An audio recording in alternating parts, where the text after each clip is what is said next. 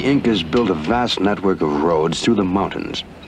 But modern Peru has matched their achievement in stringing railways across some of the most vertical real estate in the world.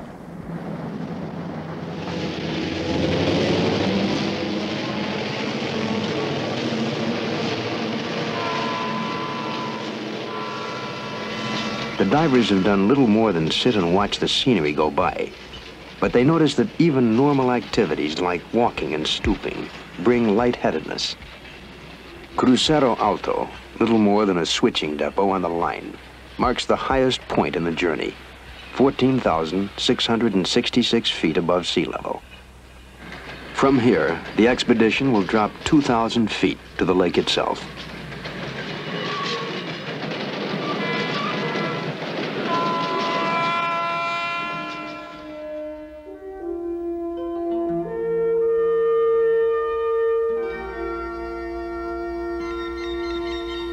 After so many mountains, the lake looms large as a sea.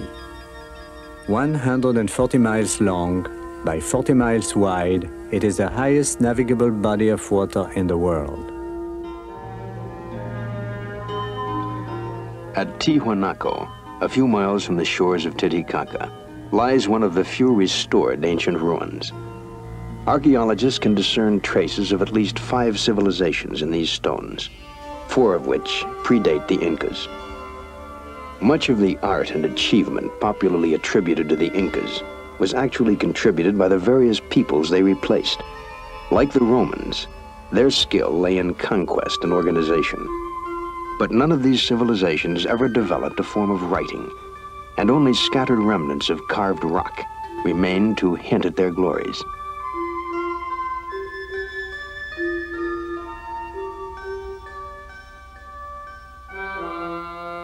Lake Titicaca forms part of the boundary between Peru and Bolivia. From the Peruvian port of Puno, the expedition crosses to the town of Copacabana in Bolivia, which will be its base of operations. The diving saucers excite the curiosity of the normally reserved mountain people, who immediately declare a holiday and insist on a fiesta.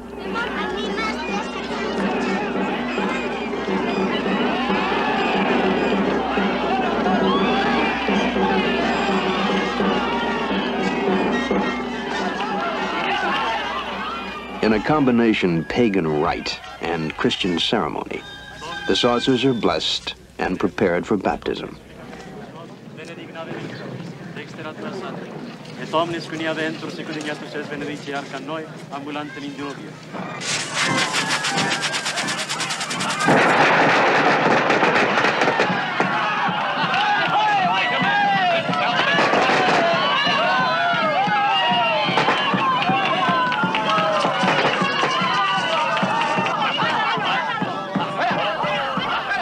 The costumes, made for a dozen different celebrations and dredged out for the affair, represent the Indians' interpretation of church holidays imposed by Spanish missionaries. Few remember their original meanings, and few care. Religion in these isolated communities means more than the periodic observance of biblical events. It provides welcome breaks in a routine existence.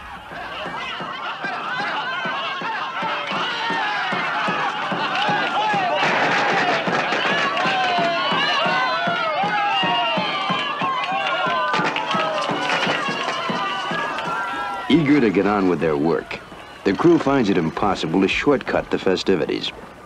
All rituals, down to the symbolic dipping of the saucers, must be completed first.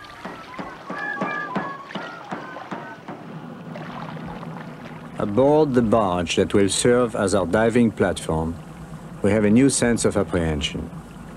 Loading our equipment took immense physical effort. At this altitude, even minor jobs leave us exhausted. The lake seems endless. The surface is foreboding, and our worries about high-altitude diving are magnified by the plight of the cormorants.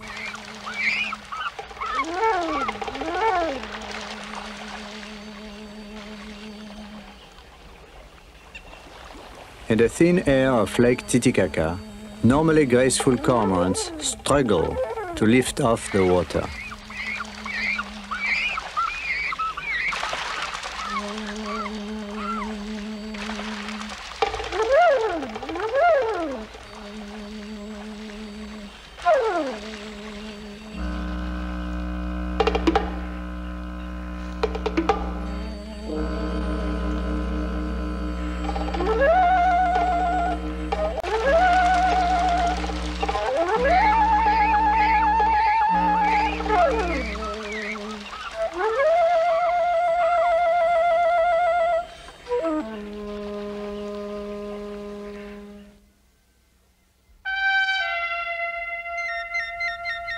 Off the tip of the Copacabana Peninsula lie the once sacred islands, the most likely spots to begin explorations.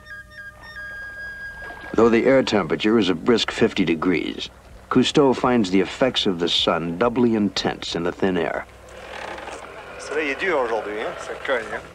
Lake Titicaca sits in a pocket carved out by glaciers. Its water level rose and fell with each ice age. Fed by the snows of the Andes, the lake has no outlet, and today its level is slowly rising again.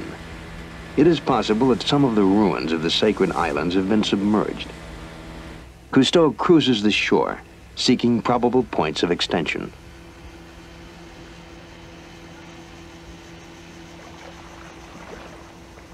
Aboard the barge, the crew prepares to conduct a test dive to determine how the altitude will affect their ability to perform tasks underwater. But the compressor experiences altitude problems of its own. The air does not provide sufficient oxygen for the motor to catch.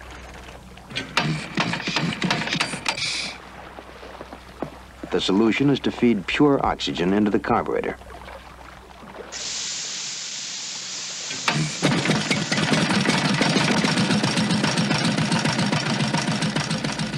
Delmotte and Deloire will be first to dive.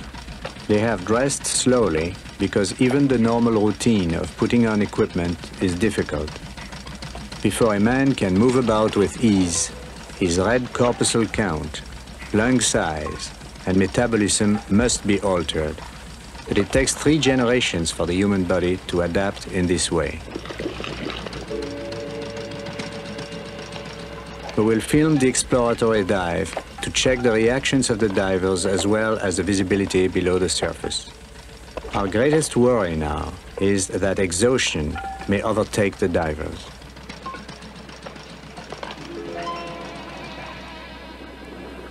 On the surface, atmospheric pressure was little more than half that at sea level. A lungful of air provided only half the oxygen. As they reach the depth of 15 feet, the air they breathe from the regulator is back at ocean level pressure and they receive a normal amount of oxygen. As they sink slowly, their fears dissolve. An underwater meadow of lush greenery stretches out on every side. Because the sun is almost unfiltered by a very thin atmosphere, its radiation penetrates deeper in Lake Titicaca than in lower lakes.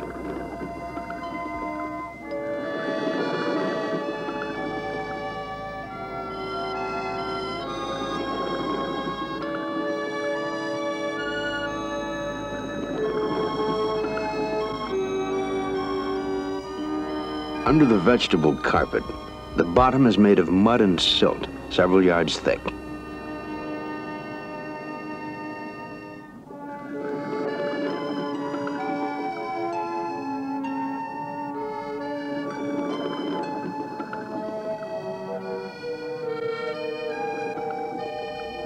The lake is reputed to be rich in fish, but the divers find scant evidence of the schools they expected to see.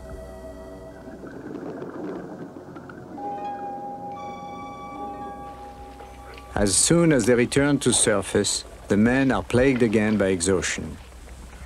We are pioneering a new field, high-altitude diving. It has its new rules that our physiologists have developed theoretically in Marseille and that we must verify in the field. To avoid decompression accidents, called events, decompression stops must be made on the way back to the surface. In the sea, these stops are made at the depth of 20 feet and then again at the depth of 10 feet. Here in the Straddle Lake, the stops were set higher at 12 and 6 feet. Our new decompression tables for Titicaca have proven safe. Dr. Jacques Tessi submits the divers to a thorough re-examination. Physically, they do not seem to have suffered. Working underwater proves less exhausting than working on land at this altitude. But he fears the men may be unable to maintain a balance and rules that their workload be reduced by 40%.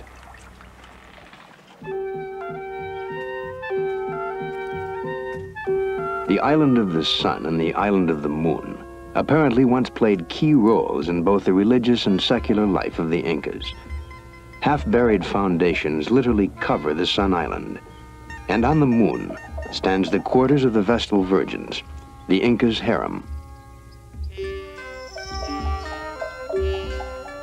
Archaeologists feel both islands were probably larger at one time. Dumas, an authority on archaeology, marvels at the engineering skill which set huge blocks of interlocking stone with such precision that a razor blade cannot slip between them.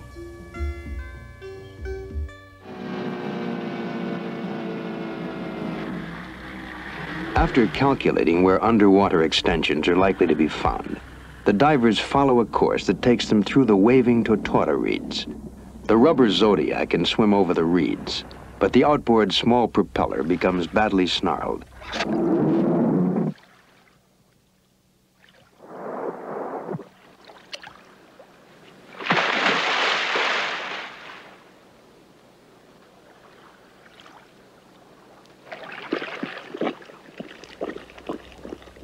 Jean Riant pushes through a sea of algae, seeking an opening.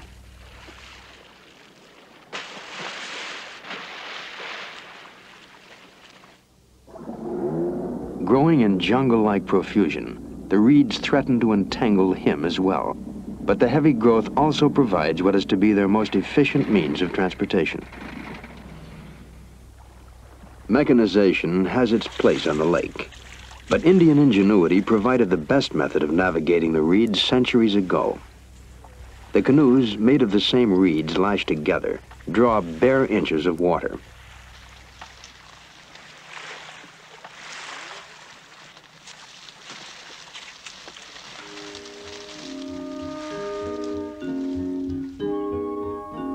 Dumas comes upon a huge monolith at the water's edge. Its surface worn, it seems nevertheless to have once been cut and shaped.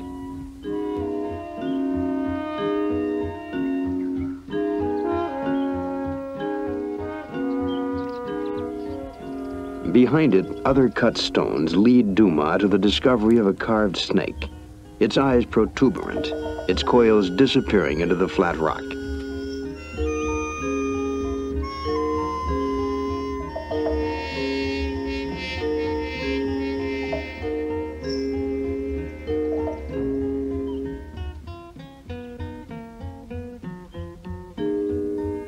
Dumas follows the trail across the narrow point of land to where it meets the water again. Walls are probably extensions of the ruins found on shore. The gradual rise of the water covered them. Long ago they were evacuated and stripped of their valuable artifacts. They stretch out toward the deep reaches of the lake and back to the dim reaches of history. Said to have once been sheathed in gold, they gave rise to legends of submerged treasure. Now, ironically, the same stones shatter forever the legends they inspired. But for the first time, a total picture of the Incan ruins can be drawn. Perhaps these walls enclosed the temple of the sun god himself. Perhaps these stones echoed to the laughter of the Incas' favorite concubines before the invasion of the conquistadors put a stop to all joy. And perhaps beneath the rocks and the mud lie other secrets still waiting to be disclosed.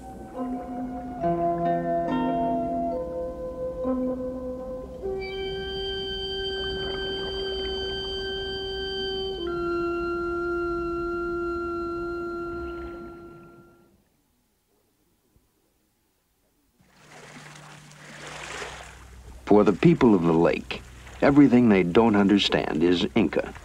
They can provide little useful information, but they direct the divers to the old man of the lake.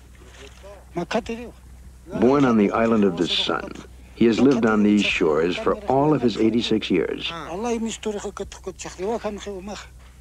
Between bites of mildly narcotic cocoa leaves, he tells of a tunnel that stretches from the lake to Cusco, ancient capital of the Incas.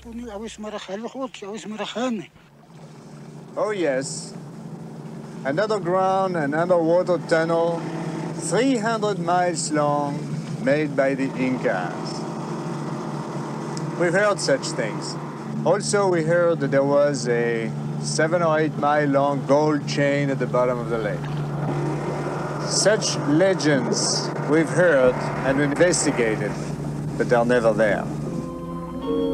The water is generally clear, offering visibility of at least 60 feet. But the bottom is often a mess of thick reeds and piled stones. Covered with algae and almost indistinguishable from the surrounding rocks, what appears to be pieces of pottery catch Jean-Riant's eye. Pottery shards are to archaeologists what nuggets are to prospectors. I have found earthenware jugs on many expeditions in the past. We know at first only that the pottery is primitive in design. Experts will affix the date and place of origin and thus bring meaning to the discovery. Simple artifacts often give a better picture of ancient times than ornaments left in the tombs of kings.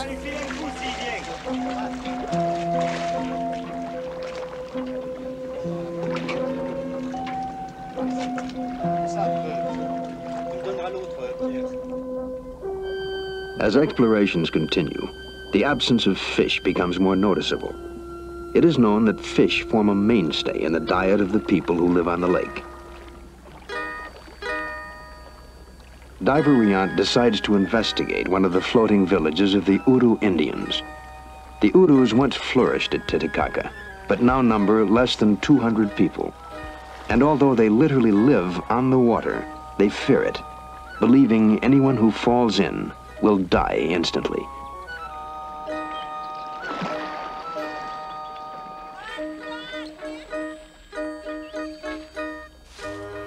The islands that support the Uru villages float on the surface of the lake. They are built of layers of tortora reed. As the bottom layers rot, fresh reeds are spread on top. Though they tend fires carefully, stray sparks occasionally ignite the dry reeds, and the population takes to the canoes, waits until the fire burns itself out in the lake, and builds another village.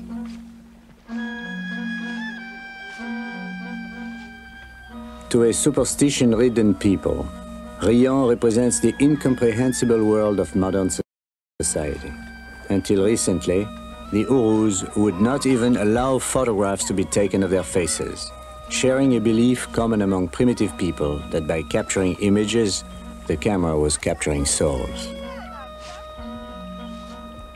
Riant serves as an effective distraction, allowing us to film the Uru village with relative freedom. Cormorants abound in the village. Though they are used in other lands for fishing, the Urus raise them like chickens for food.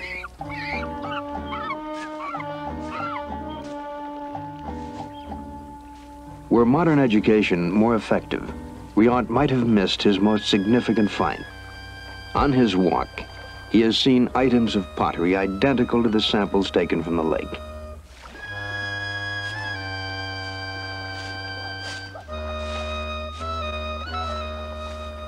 Riant leaves the way he came. Perhaps a generation from now, mothers will persuade children to eat their suppers before the black and yellow devil emerges once more from the depths.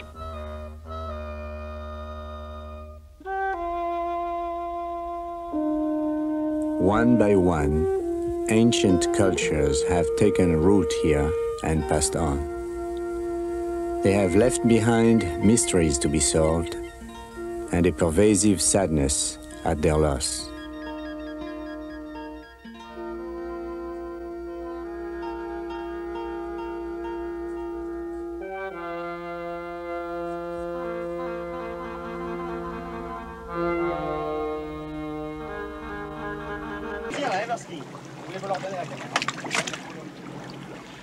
For 4 weeks, the divers have scouted the lake bottom as far as they could. Final scrutiny of the deep pools will be left to the mini-subs. As these are prepared, the divers begin investigations on the animal life of the lake.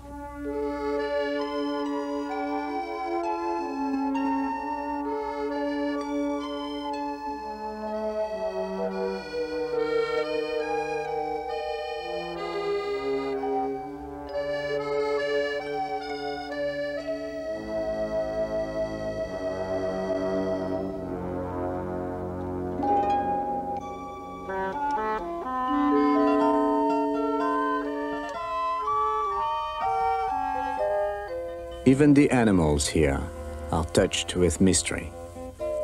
Though it acts like a frog, it looks like a toad. We have met them everywhere underwater, but never on the surface.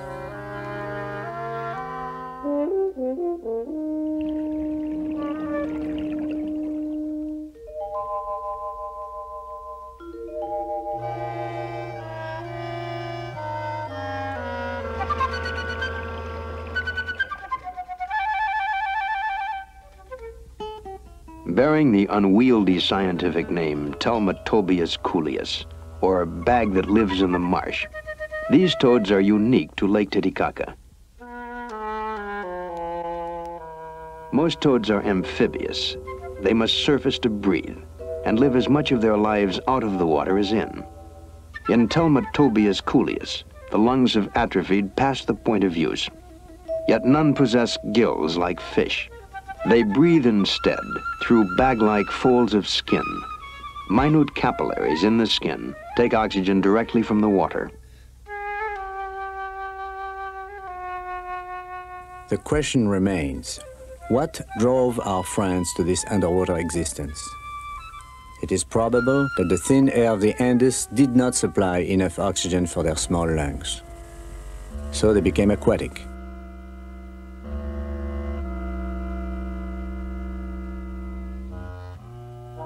The toads spend most of their time in the protective growth on the bottom of the lake. Eternally submerged and voiceless, they cannot croak. Without a mating call, they perform a mating dance, 2 by 2, in delicate pantomime.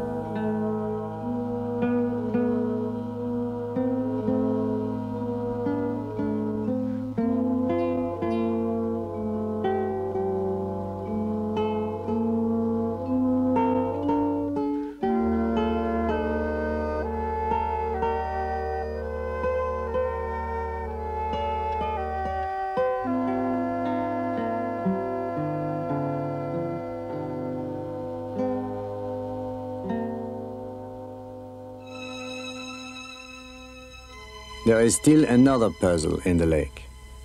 We come across scores of dead or dying fish scattered among the weeds. Some appear bloated, some misshapen. None seems to have been killed for food.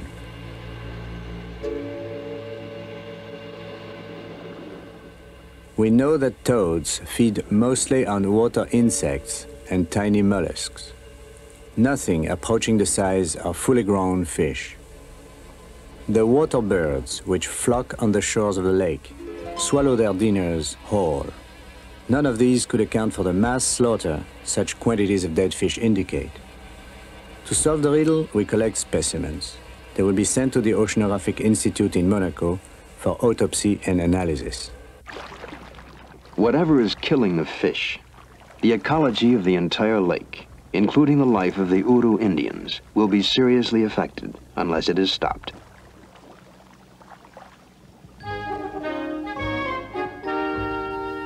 The incredible number of toads encountered prompts further study, a representative census of their population in Lake Titicaca.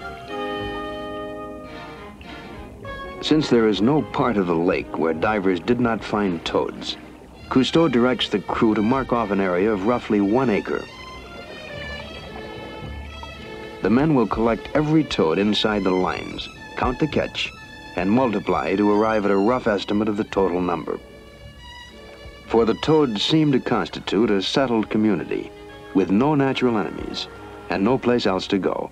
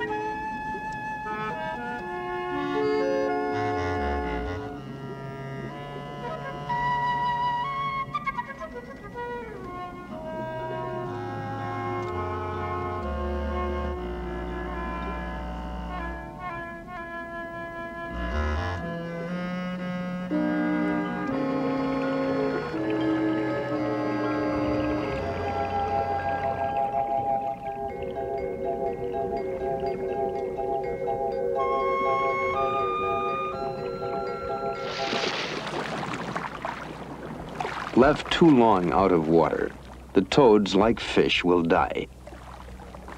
But collection proceeds rapidly.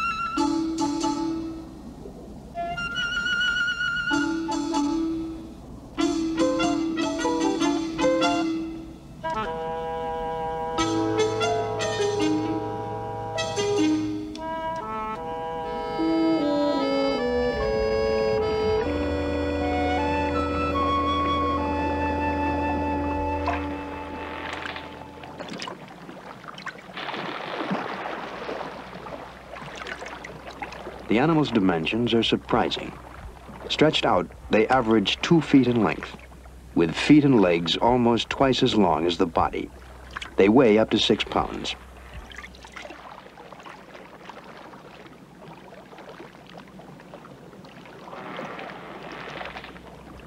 Selected specimens will be forwarded to the Institute in Monaco for further study. There is no indication that the toads have ever been used as a food source at Lake Titicaca. But with the fish population dying out, they may provide a fresh source of protein. Telmatobius coolius does not possess a uniform pattern of color or design. Each toad is an individual, bearing its own unique set of markings. The census complete, Falco releases the toads. The final count, 200. The estimate of Lake Titicaca's total toad population, 1 billion.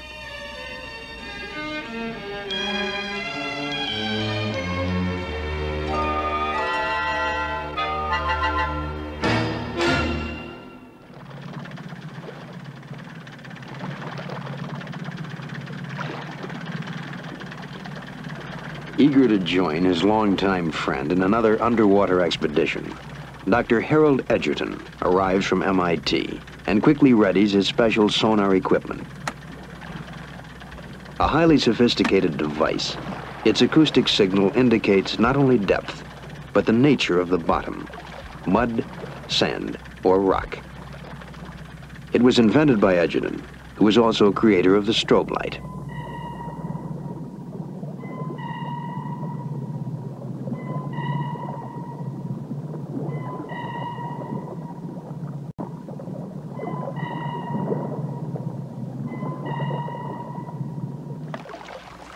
The magic of electronics etches a precise profile of the lake bottom.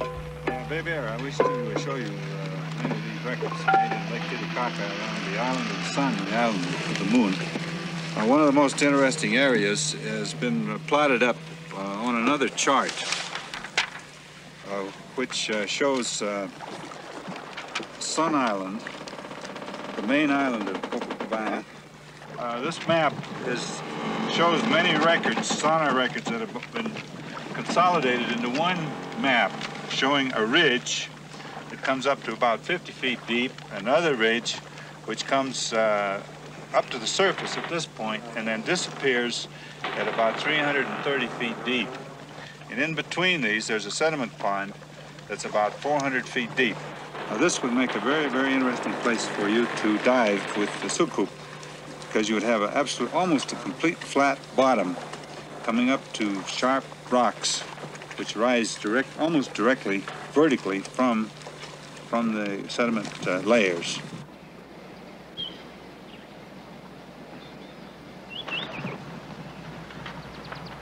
Finally, the moment for the soukoups, the mini-subs, arrives. You know, I feel like at sea. I really can hardly realize that we are on a lake. Here in Lake Titicaca, in freshwater, the mini-subs will probably be 150 pounds heavy. We have to add some floats, additional floats that we don't need in the sea, that we are going to bolt on top of the saucers to compensate for this negative buoyancy. And we hope our pilots will be able to maneuver just as easily in Lake Titicaca as they do in the ocean. The barge in position. The crew makes a final check. Cousteau and Falco will man the subs.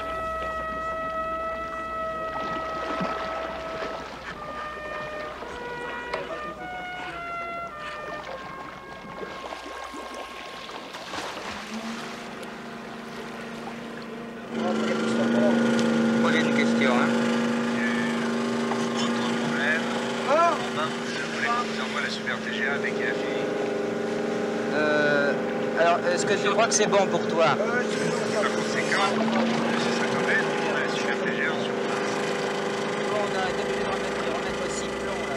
From inside, Cousteau reports all systems perfect. Phone connection with the deck is unplugged, and the last lifeline released.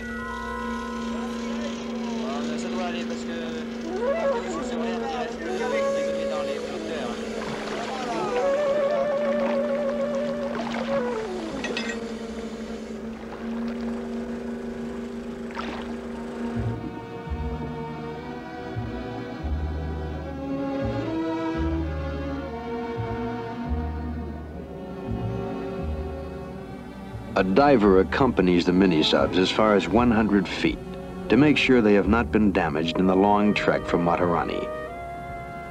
Using the lights of the subs, Cousteau and Falco signal farewell.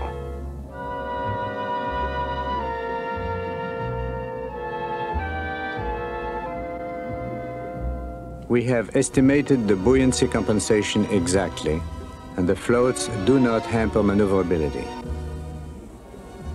Surrounded by the familiar machinery of the mini-subs, we feel less alien in this strange environment.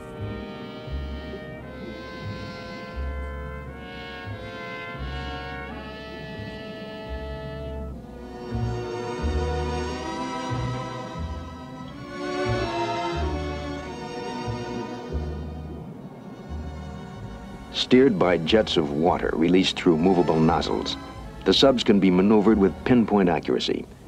Cameras are mounted to film what the eye sees. The subs not only open new areas for underwater exploration, but also bring back a permanent record.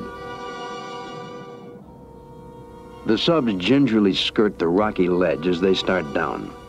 With Edgerton's sonar chart to guide them, the descent goes quickly and smoothly. At a depth of 400 feet, the subs reach bottom and move off to examine the floor of the lake.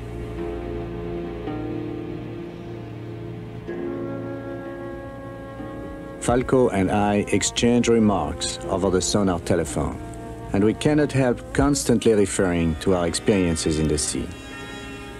The water of the lake is almost as clear as deep ocean water. Freshwater plankton is thinner than that of the sea.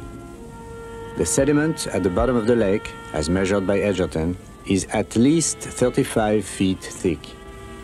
What Falco and I feel but do not express is the thrill of seeing what no man has seen before.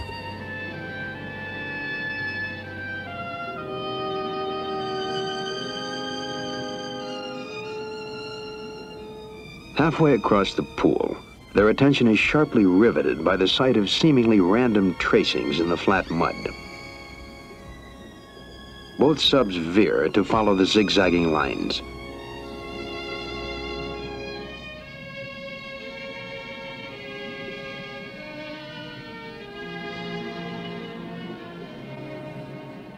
the tracks had been made by our old friends.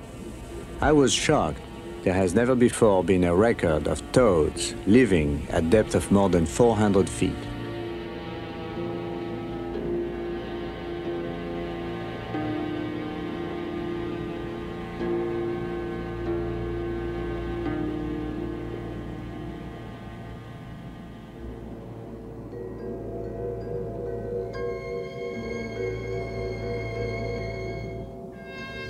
At the far side of the pool, the spine-like ridge charted by the sonar rears up before the subs, marking a symbolic end to their exploration.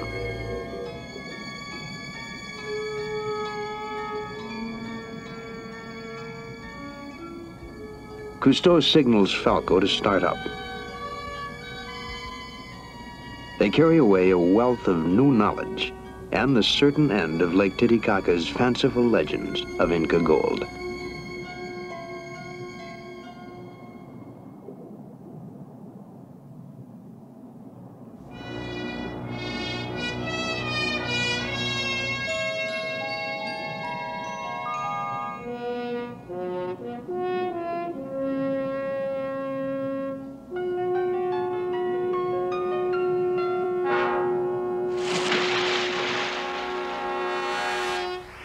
Like mechanical whales, the mini-subs signal their location to the barge. In the last instant of our journey, the appearance of the submarines at the surface spans 1,000 years in the history of Lake Titicaca. For the answer to the problem of dying fish, Cousteau journeys to Monaco. The fish sent back from the lake have been examined at the Oceanographic Institute. The cause of death, an infection specific to trout. Trout were introduced into the lake in 1940 to provide a more substantial food fish. The results have been tragic. Now biologists are already at work, seeking countermeasures before both trout and native fish succumb, leaving the toads in sole possession of the legendary source of the Incas.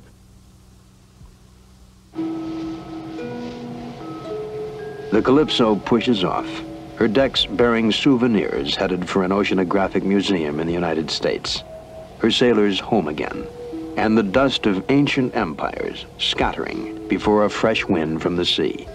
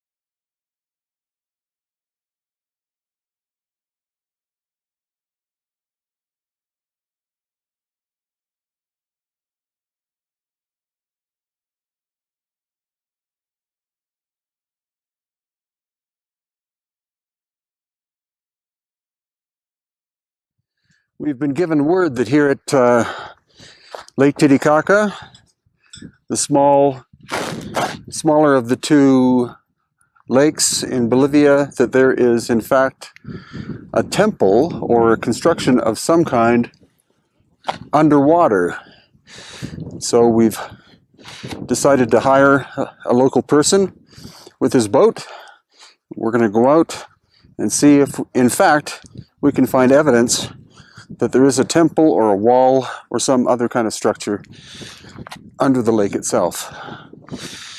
There have been findings in the past on the east side here of Lake Titicaca, evidence of ancient constructions that are submerged. And so we'll see if we can find part of that today.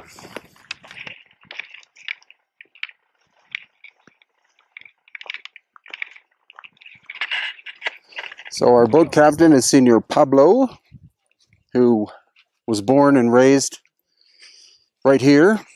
The Temple of the Snake, which is 2,000 years old, is over on our right, badly damaged over the course of time. And right now, Irene is learning the UFO stories he has to tell, because he said that from a small child all the way through, he's seen many phenomena in the sky, which is very common. Lake Titicaca is one of the global hotbeds for UFO sightings.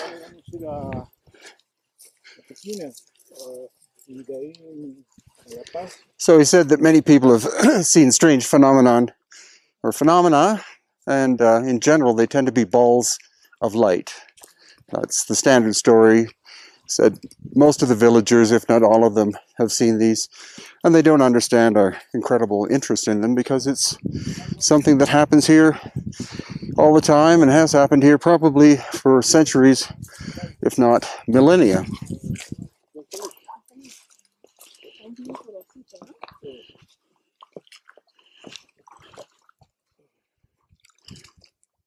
I don't want to drop my camera.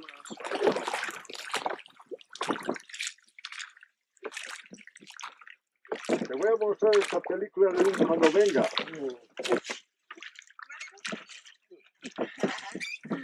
Nuestro hermano. ¿Has sacado trucha o no has sacado?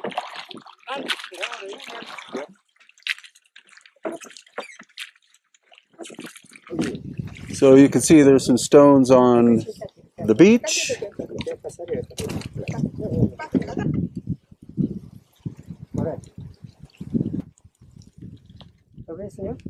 Yeah, it looks like a wall.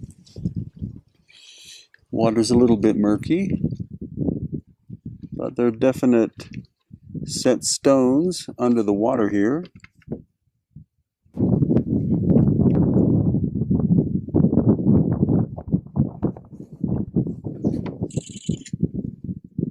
El buzo entra por acá, acá entra, allá a su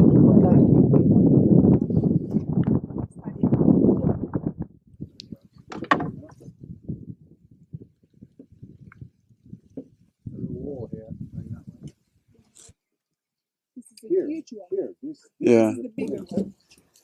Con esa larga ya me basta, ¿no? Como una pared. Sí, esa es la que estaba buscando y no tenía mi cámara. Ahora ya la agarré. En the book, on the paper.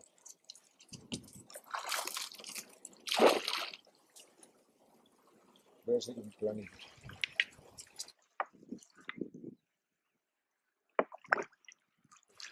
So it was likely that that was a pier, because it's actually right in front of the Serpent Temple here. The Serpent Temple's been dated at 2,000 years old, so it's quite likely that the pier was built at that time, more or less, connecting this place with the island of Pariti, possibly even Tiwanaku, farther to the south.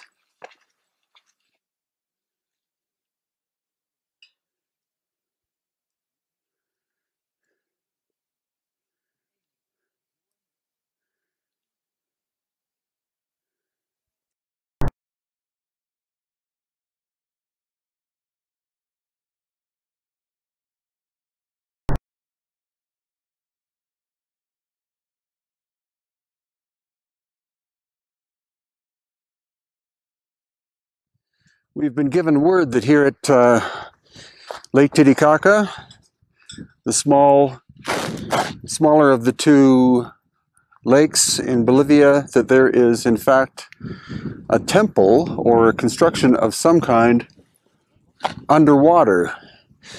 So we've decided to hire a local person with his boat. We're going to go out and see if in fact we can find evidence that there is a temple or a wall or some other kind of structure under the lake itself.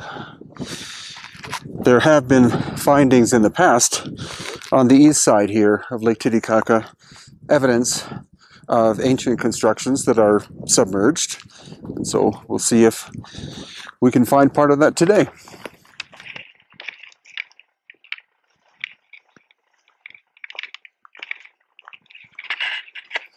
So our boat captain is Senor Pablo, who was born and raised right here. The Temple of the Snake, which is 2,000 years old, is over on our right, badly damaged over the course of time. And right now, Irene is learning the UFO stories he has to tell, because he said that from a small child all the way through, he's seen many phenomena in the sky, which is very common. Lake Titicaca is one of the global hotbeds for UFO sightings.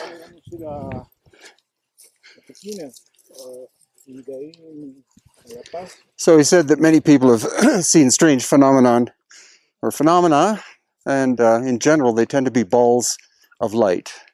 That's the standard story. Said most of the villagers, if not all of them, have seen these, and they don't understand our incredible interest in them, because it's something that happens here all the time and has happened here probably for centuries, if not millennia.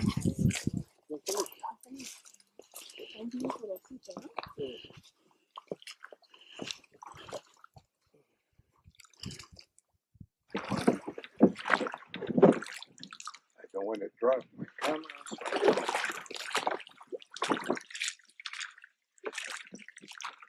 Te voy a mostrar esta película de Luis cuando venga.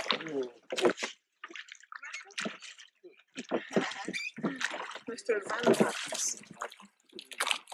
¿Has sacado trucha o no has sacado?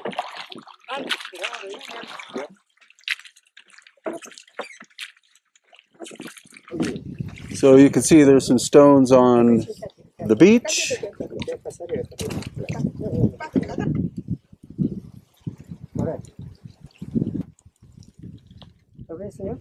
Yeah, it looks like a wall.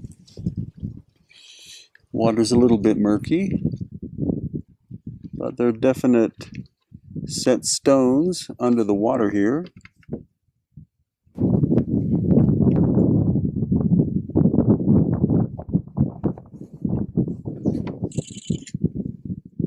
El bozo entra por acá, acá entra, allá a subir.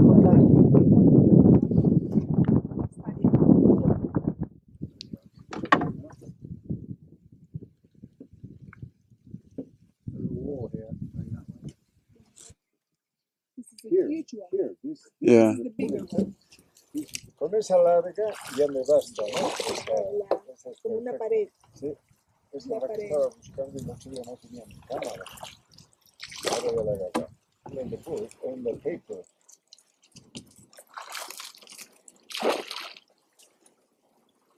Voy a seguir mi planito.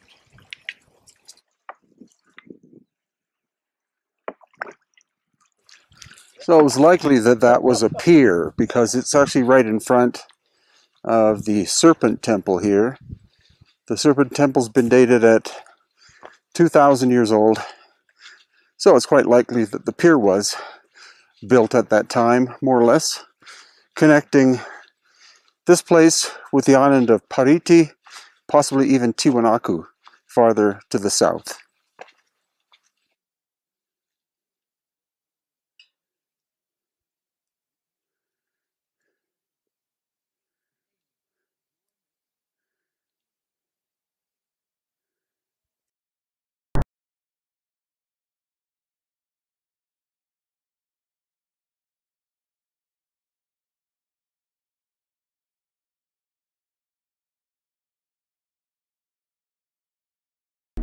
Szerda, 23. augusztus, 2000, 11 óra 4 perc GMT, 12 óra 4 perc UK.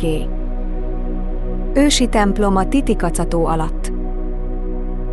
A búvárok akár 30 méter mélyre is eljutottak a felfedezés során. Egy ősi templom romjait találták meg nemzetközi régészek a Titicaca-tó, a világ legmagasabb tava alatt. A tóvize alatt egy teraszt találtak a növények számára, egy hosszú utat és egy 800 méter, 2600 láb hosszú falat is, amely az Andok hegységben található Bolívia és Peru között.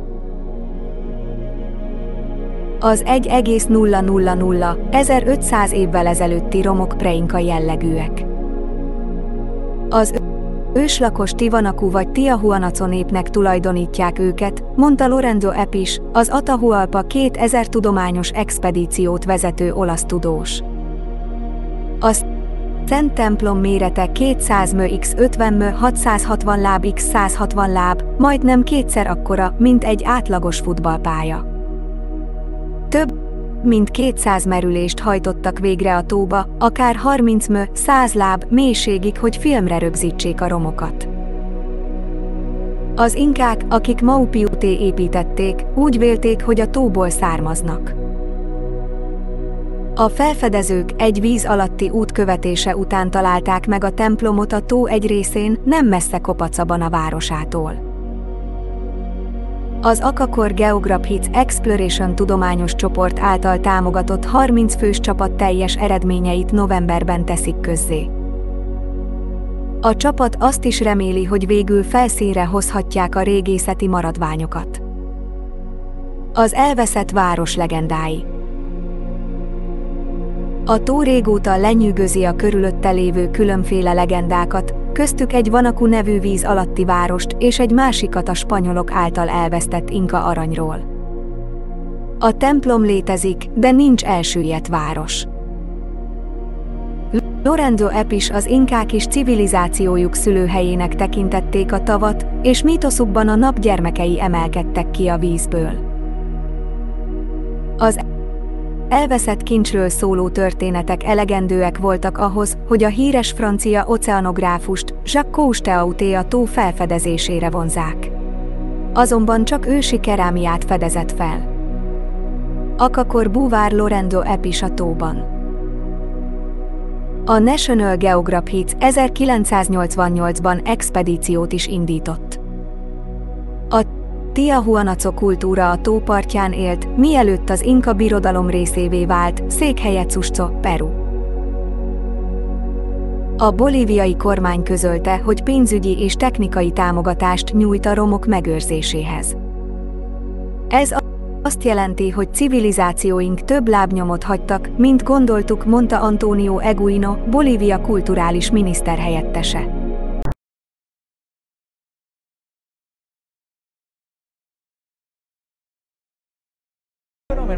Que se presentó sobre las aguas en la localidad de Copacabana, frontera boliviana con Puno. Vamos a ver, las redes sociales han especulado mucho al respecto. Los lugareños refirieron un caso paranormal. Sin embargo, autoridades bolivianas explicaron que se trata de una tromba debido a una nube conectiva llamada cumulonimbus que se origina hacia su interior por los fuertes vientos que genera un cono. Esto genera un cono, ahí está, ¿no? A modo de tornado. Acompañado de rayos también, ¿no?